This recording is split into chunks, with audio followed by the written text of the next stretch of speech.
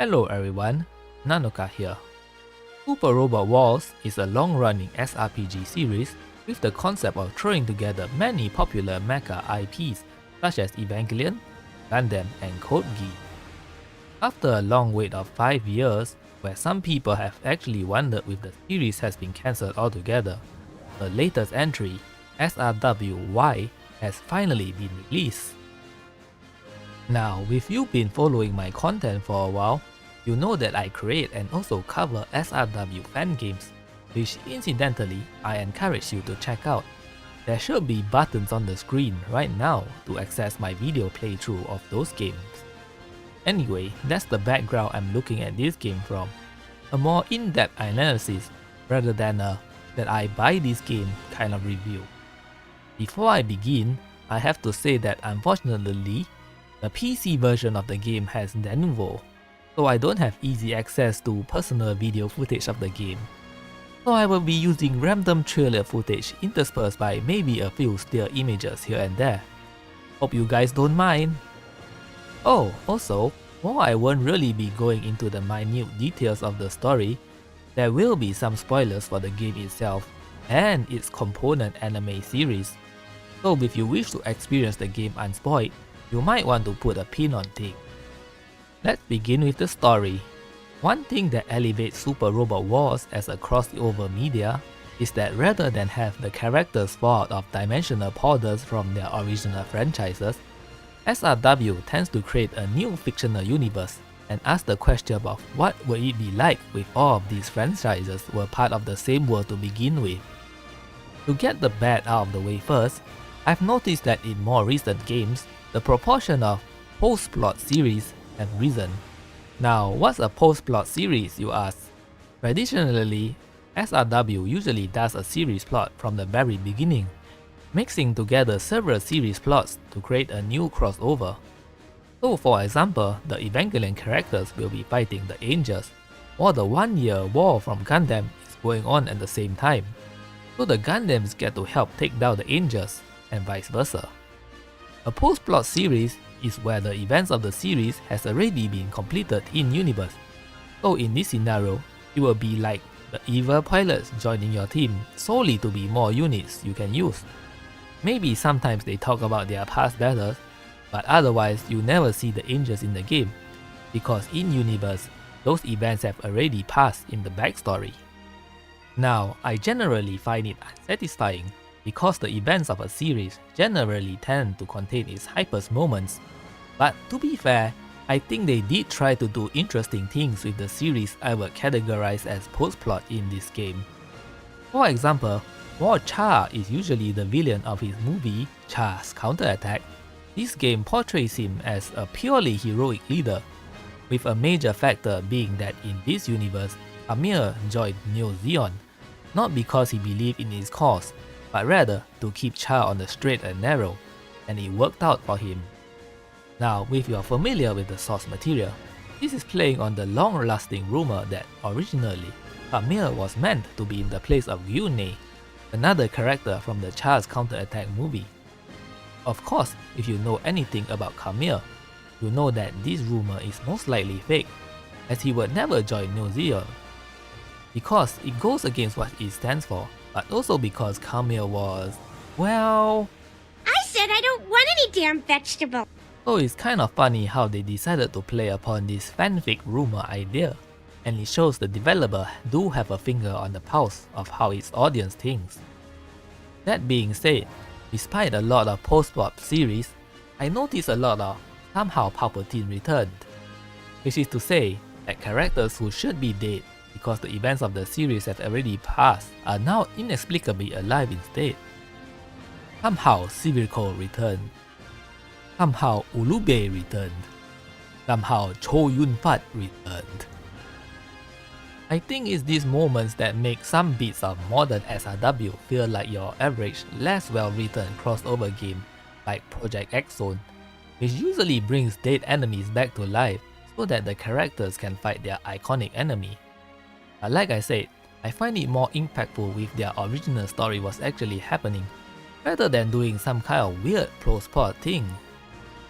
Speaking of the handling of licensed series, As with every game, there are the good and the bad. I'll try to keep it short by only mentioning what I feel to be standouts, so let's start with Dyna-Xenon. I think this is probably a good baseline for a good debut in the series. It has a lot of its plot event done, the characters are often present, and it even has SRW unique content that doesn't happen in the original anime. Now on the flip side, we have The Witch from Mercury. Now there has been some reservations about this entry ever since it was announced in the previews. The first warning sign being that they were only going to do season 1 of this 2-season anime. If you match up the timeline of the game development, that would have been the state of the anime at this point of time.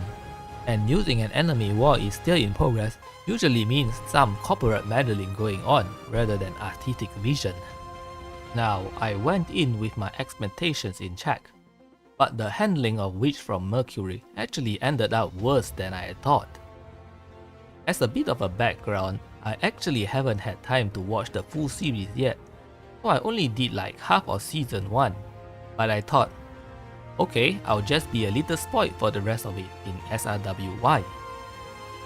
As it turns out, by some weird coincidence, SRWY stopped implementing Witch from Mercury exactly where I stopped watching. And I really mean stopped. Like, all the conspiracy scenes between the companies with the old hacks, Minorin's and Sulete's parents and all that? Yeah, they just completely vanished from the plot at some point. They don't even try to do an original story for them, like maybe saying that the rival companies were providing military units to the OG bad guys behind the scenes. No, they just disappear forever, never to be seen again. I mean, it's just odd, because they did do most of the anime story up to that point, including all the duels. Though I have to say I find it a little disappointing how unconnected it feels. Like, one of the interesting points of speculation was how they were going to handle the setting element in SRW, where Gundams are banned and have a bad public image because of high-profile events. But apparently, everyone is just fine with every other kind of Gundam from the other series, and it's just this one specific company's Gundams that they don't like, Rock. Also, the other series aren't really allowed to participate or interfere with the deals, so they happen exactly as they do in the original story. Oh, but I guess we don't want to have like 5 stages that are just one-on-one battles, so the villains always attack right after the duel, so that you can have a regular strategic battle. It was really nice of the Wuguru to wait for Suleta to finish so that she can deploy for the battle too. Speaking of non-interference, something I've noticed is the lack of a specific form of unlockable content, mainly saving characters from their canon deaths. You see, one of the main draws of Super Robot Wars, and kind of a fanfiction piece, is saving characters who didn't live through their original series, both allies and enemies. There were some here that I felt like there were easy opportunities that weren't taken, such as the obligatory Macross deaths, but also Elan from Witch from Mercury, especially because in his case, while it might normally cause some storytelling issues in future events, but because Witch of Mercury stops its story completely in the middle anyway, Elan could have totally been added with no real paradox conflicts at all. In fact, he even joins you as a guest at one point, so I don't know why they didn't allow you to keep him permanently. Alright, let's balance out the negativity a little. Getter Arc, another of the new debuts for mainline, is a breath of fresh air, as SRW has been leaning on a specific Getter series, Getter Robo Armageddon, for far too long, with its importance being reduced in scope every time, until it felt like its inclusion was just going through the motions. Getter Arc, on the other hand, ends up being one of the more central series to SRWY's world building. If you are unaware, a major twist of Getter Arc, the heroes learning of a dark future caused by what appears to be none other than humanity itself, and in SRWY, this is combined with a surprising new series, Godzilla Singular Point. Now, for those of you who are unaware, Super Robot Wars is actually a spin-off game, just one that happened to surpass its original in popularity and success. Bandai's earliest crossover games actually had their 3 main series be Gundam, Godzilla, and Kamen Rider. And what do you know? They actually included a Kamen Rider series as one of the DLCs, even though it's a franchise that is generally not expected to show up in a game about robot battles. This is definitely a silly nod to their history together, and it's nice to finally see them all back together. Well, with the DLC was released at the moment anyway. In jokes aside, I have to say, I'm actually surprised how much restraint they show with that series, even though it's one of the marketing headliners for the game. I actually expected for Godzilla to show up very early in the game and have you constantly chase him all over the world or something, in order to get maximum Godzilla exposure. Instead, Godzilla only shows up in the late game and is afforded the amount of respect he deserves as a final boss tier fight. However, in a bit of a disappointment to me, you never get to recruit and play as Godzilla, which I think is a missed opportunity, since recruiting reformed villains has also been a constant in the SRW series. Now, I realize that this specific version of Godzilla isn't the one that's a friend to all children fighting against evil alien invaders, but they could have invented some excuse to let you atomic breath some of the bad guys with him for a while. Oh well, there's always modding. Speaking of disappointments, like I said in the beginning, this game took roughly 4 or 5 years to be completed, and I think a lot of people were expecting the next huge leap, like what happened with SRWV. As it turns out, most of the work put into this game ended up reworking the game engine to use Unity, rather than the 20-year-old engine that they were apparently still using from Alpha 1 or something like that. Unfortunately, I do think most of the payoff for that is probably only from the development point of view.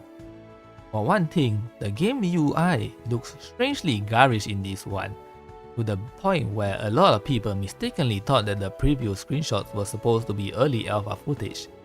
And there are a handful of odd quality of life things that seem to be lost from the previous games that makes things less smooth to play. For example, trying to figure out which weapons can be used post-movement. In earlier games, these are marked with a P symbol on the main weapon list page, allowing you to quickly review your options, but now you have to move your cursor over individual weapons in order to check. The same goes for morale requirements for the weapons. Now, to balance things out, I will say that there is one positive interface change that I think makes a huge difference to the gameplay. You can now see incoming damage numbers on the pre-combat screen. It's actually kind of weird to think that Super Robot Wars has somehow resisted implementing this feature that has basically been a standard for SRPGs for a long time. Heck, even the fan game engine I'm using, created during the Windows 95 era, implemented this functionality like a near 3 decades before the actual game franchise itself. Now, SRW's damage calculations has always been very arcane, and if it wasn't for the fact that most modern SRWs are rather easy, I think having no idea whether you can take a hit or whether your unit will randomly die in battle is very frustrating, and being finally able to see damage values means decision making is much more tactically satisfying. On the non-gameplay side of things, with the wait of 5 years, the other thing that people were expecting was bigger shakes-up to the series list. However, like I said, the effort seems to have mostly gone into the back end, so the series lists ended up being the most recent games, with a couple of entries shuffled in and out. Now, I'm going to try to be reasonable here and say that yes, modern SRW is very expensive to make, especially being a 2D sprite-based game in the HD era. So asset reuse is the only logical thing to do, cause it will be financially unwise otherwise. Even in the past, the SRW games that seem to have vastly different series lists, it was mostly because there were multiple things working on different games, and the early NL games have a lower cost of production because of the more static animation, no voice acting, and so on, so they can afford to take more risks. If you look at only the games that the mainline team made, then the series lists are rather similar to each other, just like what is happening today. This is mostly the effect of the handheld team effectively dying out due to the company's financial situation, which is unfortunate, but c'est la vie. However, putting aside the logical view of the situation, from a purely biased point of view, well, now I did say that while some common reoccurring series do have some interesting spins on them, It's hard not to feel that others have either worn out their welcome or are simply going through the motions from previous games. I can name two of them: the Code Geass Resurrection movie and L Game, where the impactful plot moments just seems to be less impactful the second go around. The former especially. If you have played the direct previous game SRW30, you know that it has a certain battle with an amusing twist to it. But going through it again in Y, well, it's like watching a magician perform the same trick twice after you already know how it works. All the punch it should have is now just gone. I don't know. If I was going to wait 5 years, I would really rather have a much fresher start than this. Anyway, let's talk about the original characters for a bit. Like SRW30, Y once again uses their most recent formula where you have a battleship girl who, in my opinion, is ironically more of a main focus than the one that's piloting the robot. This time, State Girl is Ichika, a noble lady who has a surprise prepared for her 14th birthday. Her hometown is a floating city / battleship, and she had been raised in order to command it through the difficult war-torn times ahead. So the mobile home-based thing is one of the central bits of the storytelling, and quite a bit of Ichika's role in things is serving in the role of the national leader. Yes, it's considered its own country in the terms of geopolitical landscape and all that. One of the unique opportunities this offers is that the licensed series characters also have to serve in a dual civilian role, which I don't remember them doing often in other SRW games. This does lead to some very amusing distribution of labor though. You know, the usual career path. Oh, incidentally, if you're curious about what Minorin from Mercury Witch does, since I did say that the plot for that series vanishes after a certain point, she's been rewritten to serve in the role as Valkyria's manager. That's right, the idol group from the Macross Delta series. In fact, I would say she's more prevalent in that role than Sulita, the supposed main character of Witch, as the pilot is in the combat bits of the story. Actually does make me ponder about how the game seems to go through a lot of lengths to try to portray the player faction as a legitimate and morally good faction, rather than a mercenary band. Oh, we aren't selling combat services, we export energy to countries in need. Oh, and I guess since we're here anyway, we have to fight these bad guys. In self-defense, of course. I don't know. I'm a fake Minorin fan, but I feel like the girl who tried to rehabilitate the gun-arm name for medical purposes rather than military ones, to turn a lot of blind eyes to what the rest of the squad is doing the rest of the time. Look, I can see their parachutes. They're okay. Well, I suppose I can overlook a lot of things if I get to be the manager of Valkyria too.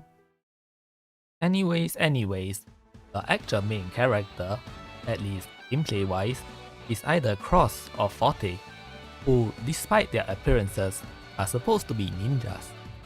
Now, I know most people think that ninjas look like this, but to skip the long and boring cultural explanation of the black pajamas look aside, these two are supposed to be modern ninjas, and their trendy and fashionable outfits are intended to blend into the sort of modern urban environment.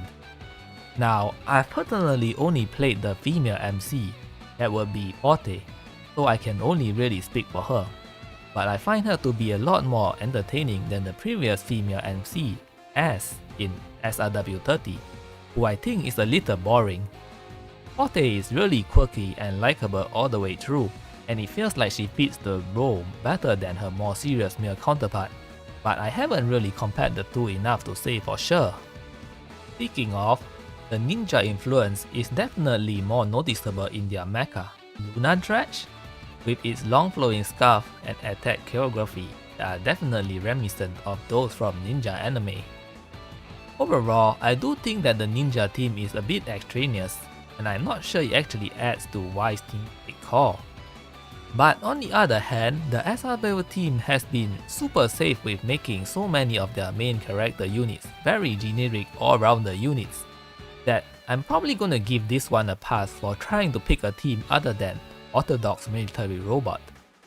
This also extends to its gameplay functionality, by the way.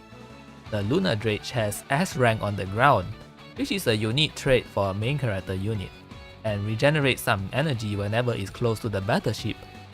Rather than being an overpowered unit that can solo the entire map on its own, he's a support attacker meant to act as a bodyguard for said battleship, which is also what the dynamic between the two characters are like.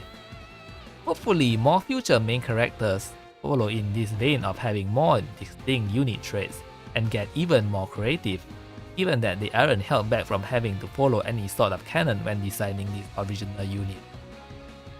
Finally, let's talk about the gameplay.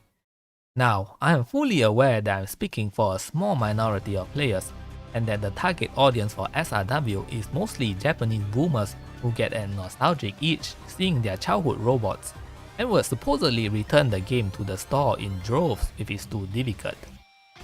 But for the more hardcore strategy game audience, the SRW series has been considered overly easy for a while.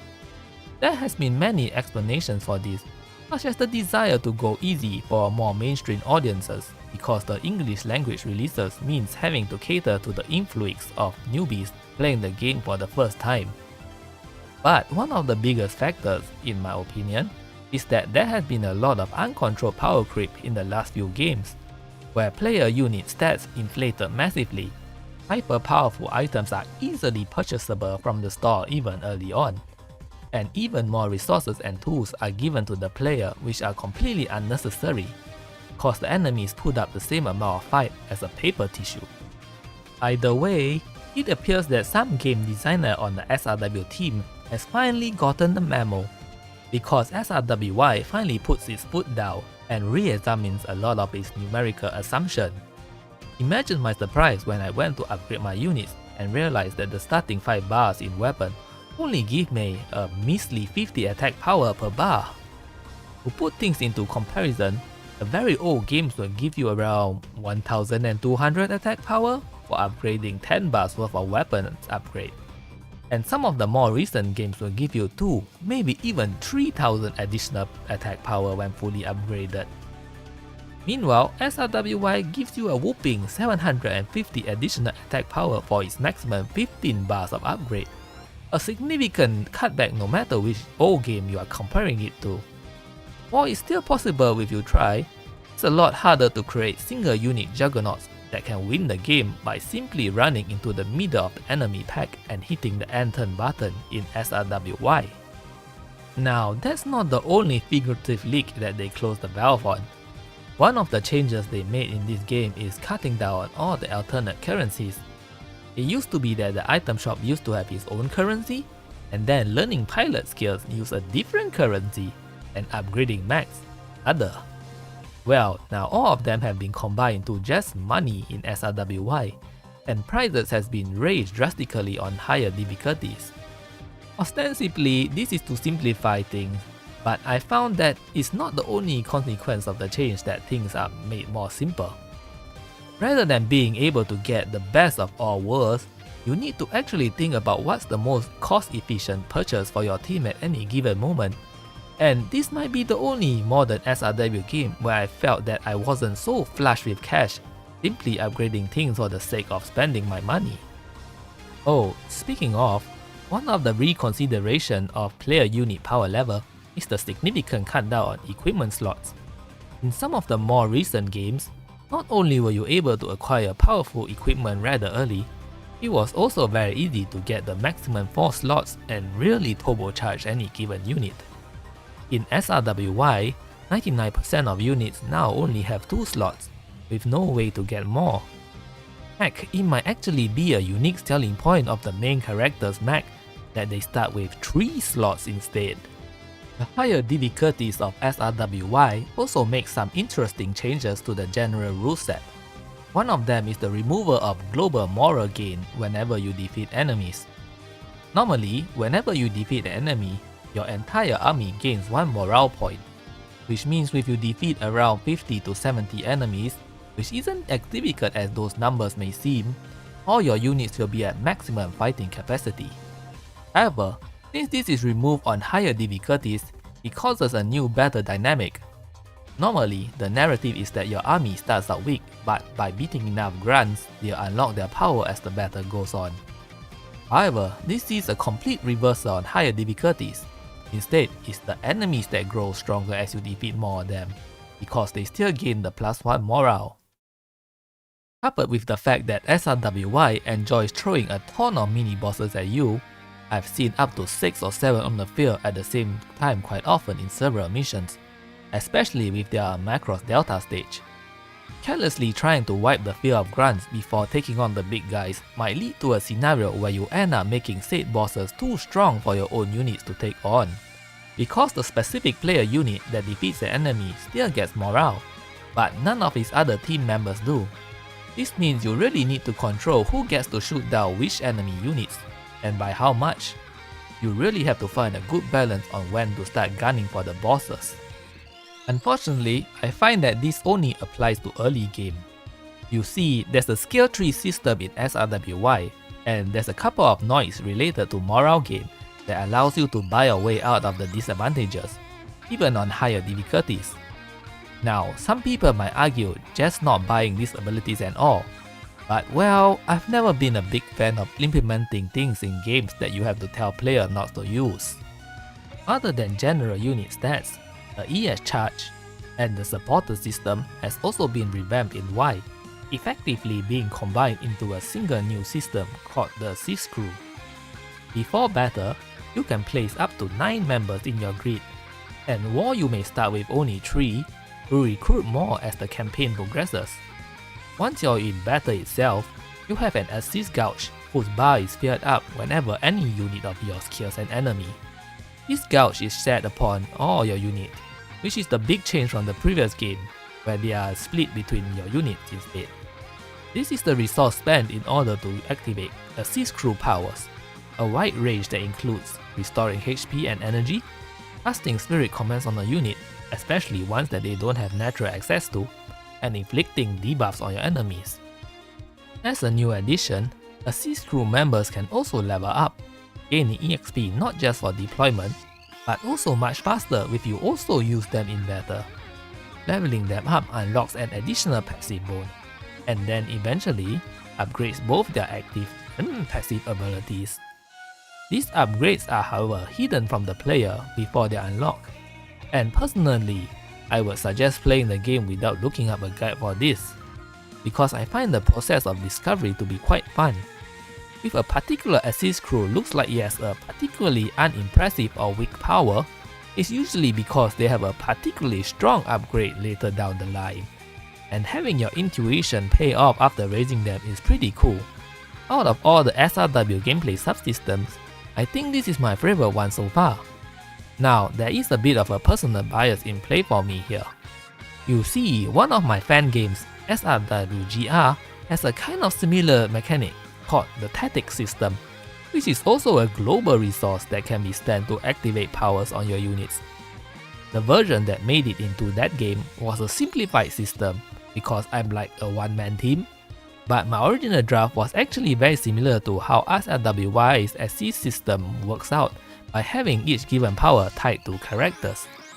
Now, I know there's really no chance any of them actually played my extremely obscure game, but it did feel like seeing someone else evolve the concept, so I got a huge kick out of it. And to the SRWY's team credit, I think they actually struck a good balance between most of the crew members. I always found myself changing things up as my team develops, and looking at other people's grids, I can see that it supports a wide variety of playstyles, rather than making it obvious that any particular crew member are the obvious top tiers that you should always pick. I normally don't like the reuse of SRW mechanics, but this might be one of the few that I'm willing to make an exception for if it shows up in the next game with just a few tweaks. Now, I've discussed quite a few positive things about the gameplay, so I'm going to have to address the main elephant in the room now. Unfortunately, I think the main issue of SRW strategic gameplay is still present in SRWY, and that would be... Dear Koji, come to this big open field where no one can watch you die. Love, Baron Ashura. Now, I'm actually planning to make a more in-depth video on the subject in the future, so I'll try to keep it short for this one. Keyword try. But basically, every map in a modern SRW game is, sadly, effectively a big open block no matter what it actually looks like. Now, there are some reasons for this. For example, the power scope creep of actual mecha series where most mecha are flight capable and thus can effortlessly fly over any hindering terrain, where real-life military vehicles such as tanks will be hindered by it. But the weird thing is that modern SRW has also effectively neutered most terrain effects anyway. Like, let's say you try to do a self-imposed challenge where you land all your units and pretend they can't fly. Well, I'm not sure you will feel any difference either way, because I think errant terrain like mountains, forests and buildings allow you to move through them at full speed when they used to slow you down in older games. And their defensive properties have also been severely reduced. Most buildings seems to provide no additional defense at all, with some providing a measly 10% and forests half that amount. If you're an SRW player, you might remember buildings providing a 25% bonus to defenses back then, making taking cover among them quite an important strategy. What happened? You know what the weird thing is? There does remain one terrain that actually has interesting properties to it, and some maps even take advantage of that fact. Water.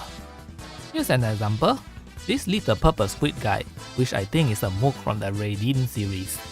There's a meme floating around about this goofy little guy kicking everyone's butt on higher difficulties.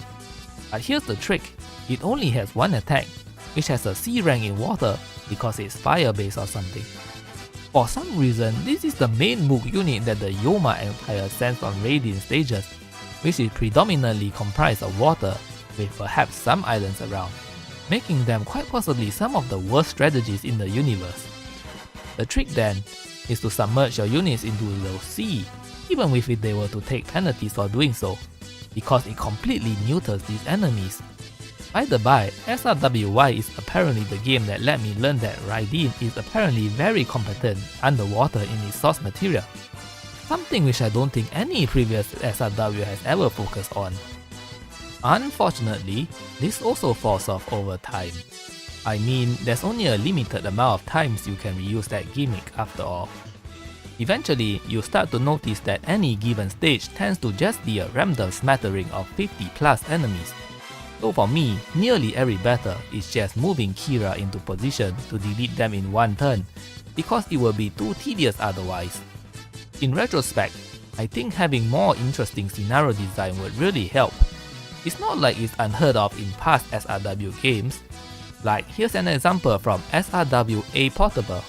It's the mission where Gato hijacks a Gundam and Char's squad backs him up, so you have to pursue them across the map. But then some other series enemies swooped in to take advantage of the chaos too, so it's a big scramble. In my opinion, pairing story and gameplay like that really makes missions a lot more memorable. Incidentally, I would like to bring up the fact that SRWY uses the same free mission selection system that started from SRW 30. It's a bit of a surprise to me, because in an interview for 30, I believe they stated that trying to write a non-linear story was a very heavy undertaking, and that they didn't think they would ever do it for future games, only to immediately turn around on that decision, it seems. Now, I think it was an interesting gimmick which I have actually toyed with myself in one of my many vaporware games, but I'm ready to go back to the regular linear format, to be quite honest. But mostly, I bring that up because I think this format is one of the reasons why the missions are so interchangeable, because it incentivizes the designer to make a ton of stages, rather than a smaller set of carefully handcrafted ones. I personally didn't do every single mission in the game, especially the ones whose purpose seems to be just to provide additional grinding to level up your units, and the game still took me 80 hours. Supposedly, if you do all of them, the time can jump up to 100 hours instead. Personally, there really isn't enough fresh content to really warrant that sort of time commitment. I prefer shorter games around the 30-hour length, but even cutting that down to like 50 hours would really cut down the late game fatigue in my opinion. In conclusion, I can see that they did put in some effort to revamp the gameplay, but I think it still ultimately falls short there, and I do think the next SRW needs to take a bigger leap forward in gameplay, series list, and perhaps even graphically. That being said, in the vacuum, this is a solid enough installment that you'll probably do decently enough financially. Hopefully they can put the money to good use for whatever their next game is planned to be. Until then, this is Nanoka signing off.